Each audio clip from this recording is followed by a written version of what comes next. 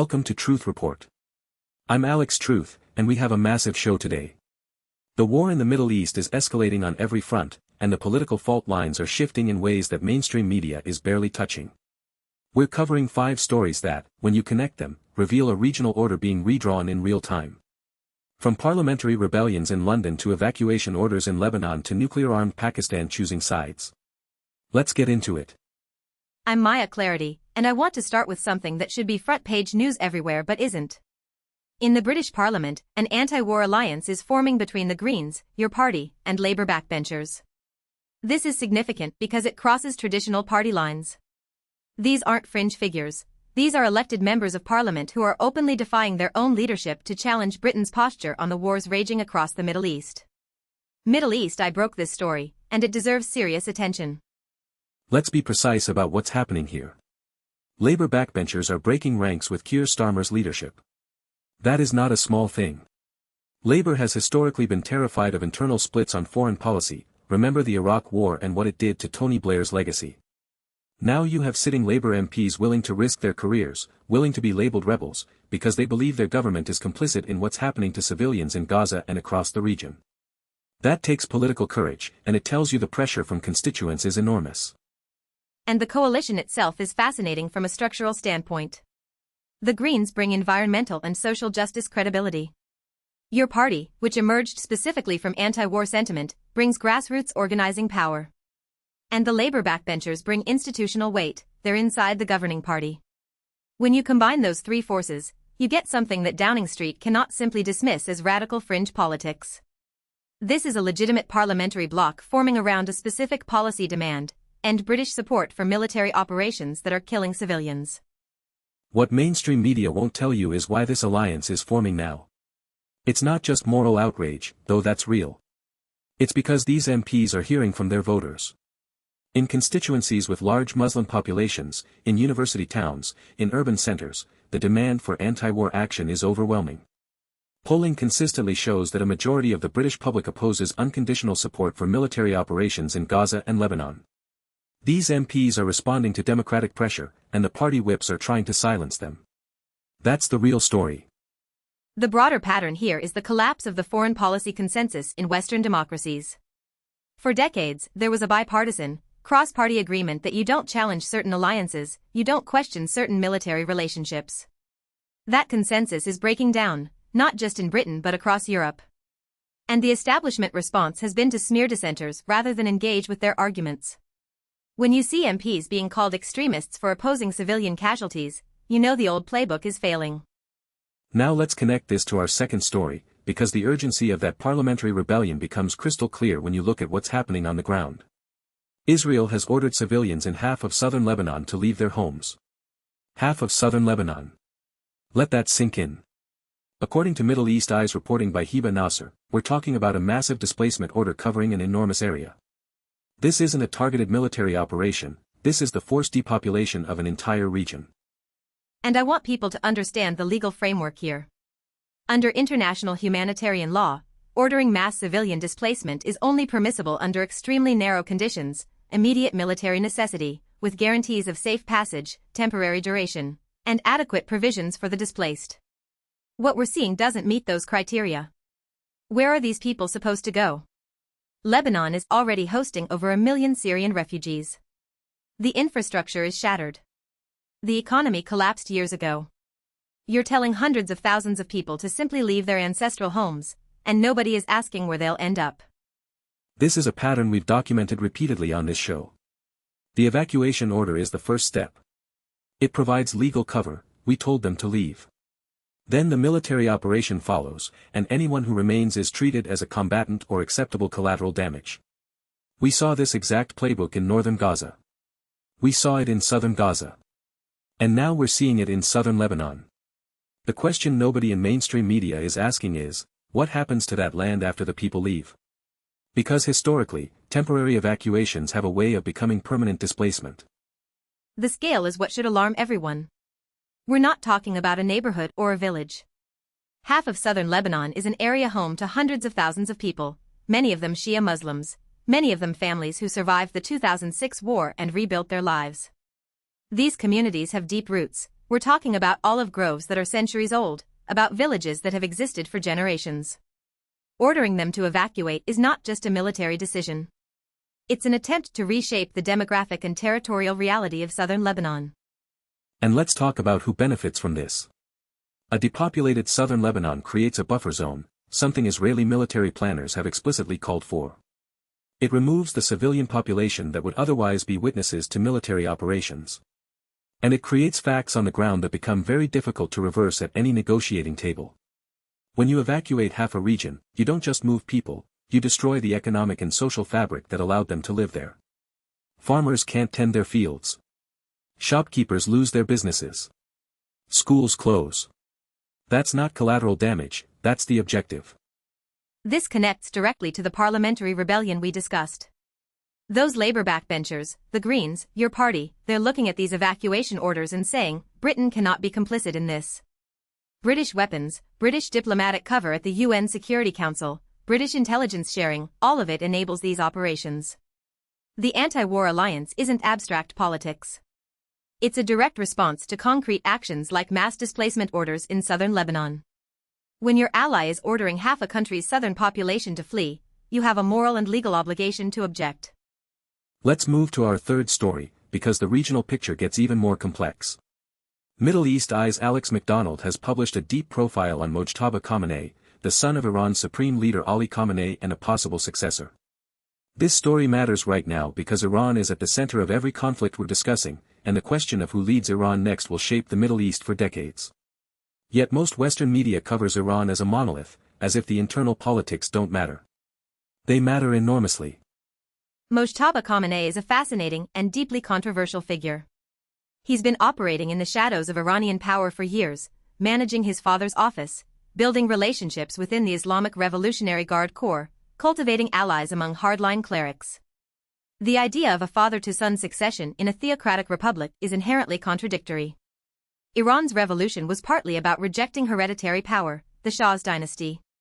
If Mojtaba succeeds his father, it would represent a fundamental ideological contradiction that Iran's political system would have to reconcile or suppress. Here's what mainstream coverage misses entirely. The succession question in Iran isn't just about personalities, it's about which faction controls the country's response to this escalating regional war. Mojtaba is associated with the hardline camp, with the IRGC's most aggressive posture. If he ascends to supreme leader during an active military confrontation with Israel, Saudi Arabia, and potentially the United States, that has massive implications for escalation or de-escalation. The succession timeline and the war timeline are converging, and almost nobody in Western media is connecting those dots. And consider the domestic implications. Iran's population is young, urban, and increasingly secular in its daily life, even if the political system remains theocratic. The woman, life, freedom movement showed the depth of public frustration with the regime. A hereditary succession, the supreme leader's son taking power, would further delegitimize the system in the eyes of millions of Iranians. That internal instability, combined with external military pressure, creates a volatile situation where miscalculation becomes far more likely. Leaders under domestic pressure have historically been more willing to take military risks to rally nationalist sentiment. The timing is everything. Ayatollah Khamenei is 85 years old. The succession planning is not hypothetical, it's active and urgent. Every major military decision Iran makes right now is filtered through the question of who comes next. If Mojtaba's faction believes that a strong military posture, missile strikes, proxy activation, confrontation with Saudi Arabia, strengthens their succession case, then the incentive structure pushes toward escalation. The war isn't just shaping the succession is shaping the war. This brings us directly to the afternoon recap from Middle East Eye's live blog, our fourth story, which captures just how rapidly events are unfolding. The live blog documents what's happening in real time: missile strikes, diplomatic statements, troop movements, civilian casualties. The sheer pace of events is something that traditional news cycles cannot capture. By the time a newspaper goes to print or a nightly news broadcast airs, the situation has already changed dramatically. This is a multi-front, rapidly escalating conflict, and the information environment is struggling to keep up. What the live blog reveals, when you read it carefully, is the pattern of escalation. Iran has launched missile and drone attacks against Saudi Arabia. Israel is expanding operations in Lebanon. Gaza remains under devastating military assault. And each escalation triggers a counter-escalation. There's no off-ramp being constructed. No serious diplomatic channel that the public knows about. The United Nations is paralyzed by Security Council vetoes. Regional mediators are being sidelined. What we're watching is the failure of every conflict resolution mechanism that the international community built after World War II. That's not hyperbole, that's what the facts on the ground tell us. And here's what the mainstream recap coverage consistently leaves out: the humanitarian toll in real numbers. We're talking about tens of thousands of confirmed dead in Gaza. We're talking about a healthcare system that has completely collapsed, with hospitals bombed and medical personnel killed. We're talking about famine conditions affecting millions. In Lebanon, the displacement is creating a refugee crisis on top of an economic crisis. And in the broader region, the disruption to shipping, energy markets, and trade is affecting billions of people who have no connection to the conflict. The human cost is staggering, and reducing it to a recap normalizes the catastrophe. The recap format itself is worth examining critically. When a live blog posts afternoon recap as if this is a sports update, it reveals how media institutions struggle to convey the gravity of mass atrocity in real time. We've become conditioned to consume war as content, scrollable, digestible, forgettable. But every line in that recap represents real human beings. Families destroyed. Children orphaned. Communities erased. The challenge for journalists, and for all of us, is to resist the numbing effect of constant crisis coverage and insist on the humanity behind every data point. Now let's turn to what might be the most strategically significant story of the day. The South China Morning Post reports that Pakistan is attempting to walk a tightrope between Saudi Arabia and Iran as the war flares across the region. And this is not a metaphorical tightrope. Pakistan has invoked its mutual defense pact with Saudi Arabia in response to Iran's missile and drone attacks on the kingdom. A nuclear-armed nation is now formally positioning itself in this conflict. Let that register. This changes the strategic calculus for every actor in the region. This is the story that should be dominating every newscast on the planet, and it's barely getting coverage outside of Asian media. Pakistan, a country with nuclear weapons, has activated a mutual defense agreement with Saudi Arabia. That means if Iran attacks Saudi Arabia again, Pakistan has legally committed itself to respond.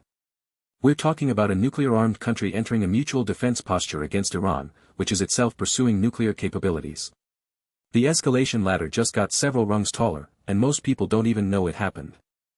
The South China Morning Post report highlights Pakistan's Deputy Prime Minister and Foreign Minister, Ishaq Dar, briefing the Senate and delivering what's described as a gently worded warning to Iran. But let's decode that diplomatic language. A gentle warning backed by nuclear weapons is not gentle at all. It's a calibrated signal that Pakistan will not stand by if Iran continues to strike Saudi territory. Pakistan is positioning itself as a mediator, yes, but it's a mediator with an explicit security commitment to one side. That's not neutral arbitration, that's deterrence with a diplomatic veneer. And the historical context matters. Pakistan and Saudi Arabia have had a deep security relationship for decades. Saudi Arabia helped fund Pakistan's nuclear program. Pakistani military officers have served in advisory roles to the Saudi armed forces. The relationship is structural, not transactional. So when analysts describe Pakistan as a go-between, they're being generous. Pakistan is a Saudi security partner that is trying to prevent a war between its patron and its neighbor. The margin for error is razor thin. One miscommunication, one misinterpreted military movement, and you have a nuclear-armed state drawn into a regional war. What's particularly alarming is the broader alliance architecture that's emerging. You have the United States backing Israel, Saudi Arabia in a confrontation with Iran, Pakistan backing Saudi Arabia with a nuclear umbrella, Iran activating its proxy networks across Lebanon, Yemen, Iraq, and Syria, China and Russia providing diplomatic cover and potentially arms to Iran. This isn't a localized conflict anymore. This is the architecture of a potential great power confrontation, with the Middle East as the theater. And the reporting from the South China Morning Post, a Hong Kong-based outlet, gives you a perspective that Western media systematically underplays. Asia is watching this crisis as a direct threat to its energy security and economic stability. Let me connect all 5 stories, because that's what Truth Report does. We show you the connections that mainstream media keeps in separate silos. Story 1, an anti-war parliamentary alliance forms in Britain because elected representatives can no longer stomach their government's complicity. Story 2, Israel orders mass civilian displacement in southern Lebanon, creating facts on the ground that may be irreversible. Story 3, Iran's succession crisis is accelerating wartime decision-making and pushing toward hardline positions. Story 4, the pace of escalation has overwhelmed every diplomatic mechanism designed to prevent exactly this. Story 5, a nuclear-armed Pakistan has formally committed to Saudi Arabia's defense against Iran. When you lay it out like that, the pattern is unmistakable. We are watching a regional conflict metastasize into something with global implications. The anti-war movements in Western democracies are the political immune response, citizens demanding that their governments stop fueling the fire. The displacement orders in Lebanon are the human cost of unchecked military escalation. Iran's succession crisis adds internal instability to external confrontation.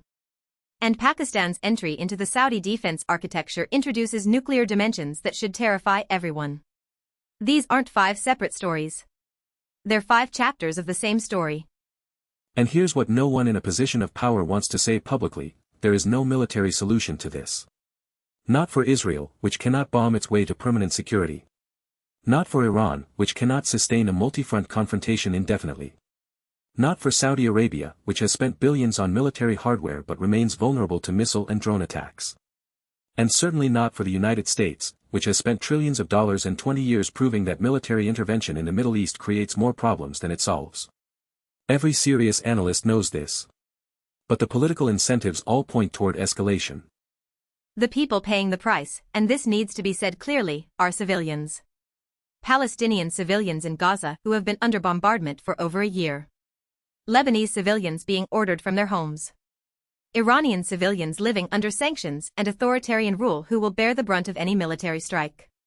Saudi civilians who are now targets of missile attacks.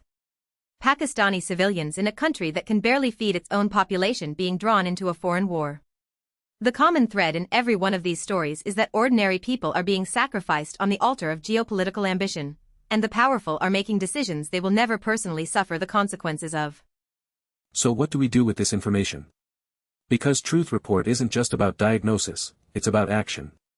First, support that anti-war alliance in the British Parliament.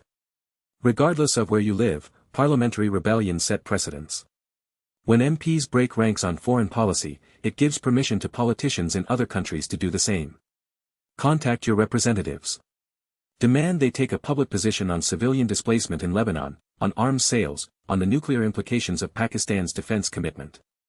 Politicians respond to pressure, that's what the British story proves. Second, demand better from your media. The fact that Pakistan invoking a mutual defense pact with Saudi Arabia, a nuclear-armed country entering a war posture, was barely covered by Western outlets is a failure of journalism. Seek out sources like Middle East Eye, like the South China Morning Post, like independent journalists on the ground who are risking their lives to report what's actually happening. The information exists. It's being reported. But you have to actively seek it out because mainstream Western media has decided that some stories are too inconvenient for their editorial frameworks. Third, and most importantly, refuse to accept the normalization of mass civilian suffering. When a live blog posts an afternoon recap of atrocities like it's a weather update, push back. When evacuation orders covering half of southern Lebanon are reported as routine military procedure, push back. When nuclear escalation is buried on page 12, push back. The greatest weapon that warmakers have is public indifference. They are counting on you to scroll past the headlines, to feel overwhelmed, to disengage. Don't give them that. Stay informed. Stay outraged. Stay engaged.